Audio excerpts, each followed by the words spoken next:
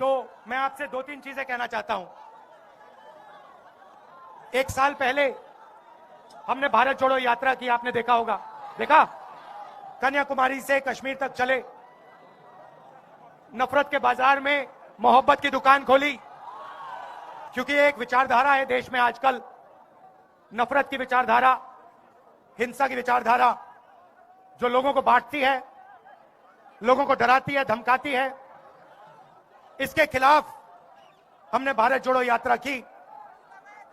बहुत सारे लोग आए, झारखंड से आए, ओडिशा से, बंगाल से, और उन्होंने हमें कहा देखिए आपने भारत जोड़ो यात्रा तो करी कन्याकुमारी से कश्मीर, मगर बंगाल में क्या होगा, झारखंड में क्या होगा, मणिपुर में क्या होगा, उड़ीसा में क्या होगा, आपको दूसरी यात्रा करनी चाहिए, दूसरी भारत जोड़ो यात्रा। और हमने ये बात मान ली और इसलिए मैं आपके सामने आज यहां खड़ा हुआ हूं। और इस यात्रा का भी लक्ष्य नफरत भरी जो विचारधारा है उसके खिलाफ खड़ा होना है, लोगों को जोड़ना है। और जैसे उसमें हमने मोहब्बत की दुकान खोली, इसमें भी हम मोहब्बत की दुकानें खोलना चाहते हैं। इसमें हमने एक शब्द और जोड़ दिया। हिंदुस्तान में अन्याय फैलता जा रहा है। आप देखिए, रोजगार, देश के युवा सिर्फ रोजगार चाहते हैं और पूरे देश में नरेंद्र मोदी जी ने और बीजेपी ने बेरोजगारी की बीमारी फैला दी है। किसी भी प्रदेश में जाओ और पूछो भाई यहां पे बेरोजगारी की बीमारी है, ये देखो, जहां भी हम जाते हैं एक नई बीमारी चली है, बेरोजगारी की बीमारी। वो हिंदुस्तान के युवाओं को लगती है और उनके भविष्य को खत्म कर देती है, नष्ट कर देती है। नरेंद्र मोदी ने नोटबंदी की, जीएसटी लागू की, और जो छोटे व्यापारी हैं, छोटा बिजनेस चलाते हैं, छोटे कार्यक्रम, अग्निवीर, देखो ये बोला बिल्कुल सही। तो जो युवाओं को सेना में रोजगार मिलता था उसको भी अग्निवीर ने खत्म कर दिया। 1,50,000 युवाओं को पहले आर्मी में लिया और फिर आर्मी से निकाल दिया और उनको कहा कि तुम्हें सेना में नहीं लिया जाएगा और तुम्हें अग्निवीर में भी नहीं लिया जाएगा। और आज 1,50,000 युवा भटक रहे हैं, जंतर मंतर में बैठे हैं, क्योंकि उनके हाथों से सरकार ने रोजगार छीना है। और मैंने उनसे कहा है कि कांग्रेस पार्टी उनके साथ खड़े होकर उनको न्याय दिलवाएगी और उनका जो हक बनता है उनके हवाले उसको करेगी। आर्थिक अन्याय की मैंने बात की, मैं सामाजिक अन्याय की बात करना चाहता हूं।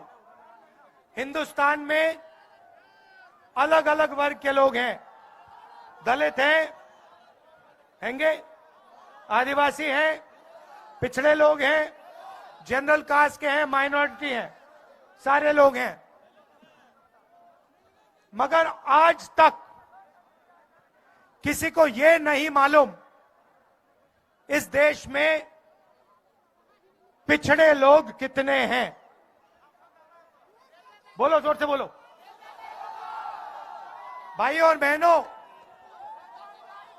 मैं आपसे पूछता हूं, देश में पिछड़े लोग कितने हैं, कोई जानता है? आप जानते हो कि सबसे ज्यादा हैं, मगर नंबर नहीं जानते। अब आप इसमें दलित, आदिवासी, पिछड़े कितने पता लगा?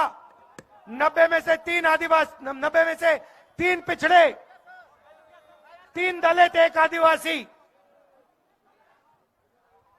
तो आदिवासियों के खिलाफ, दलितों के खिलाफ, पिछड़ों के खिलाफ दबाकर इस देश में अन्याय हो रहा है। और मैंने कहा कि जैसे किसी की टांग टूटती है तो पहला काम क्या होता है? डॉक्टर के पास जाते हैं ना, पहला काम क्या होता है? आप कहते हो भैया डॉक्टर साहब एक्सरे कराओ, पता लगाना है क्या टूटा। सही बात? तो मैंने यही कहा है, पहले पैसा मांगता है हमारी सरकार। देखिए, हमारी सरकार की कोशिश होगी। हम जाति जनगणना की बात कर रहा हूं।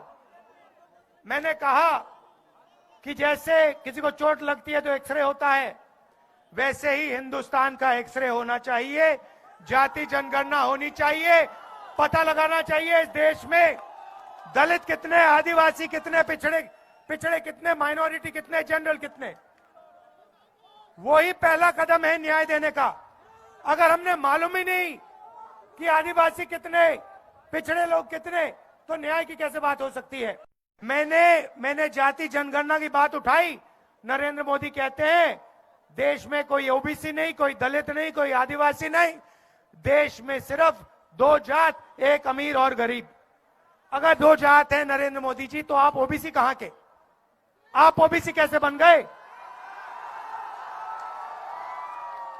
ये मैं आपके सामने रखना चाहता था। देश को जोड़ना है, सबको एक साथ लाना है, और पूरे देश में ये जो नफरत का बाजार इन लोगों ने खोल रखा है, इसको बंद करना है और मोहब्बत की लाखों दुकानें खोलनी है। बहुत बहुत धन्यवाद।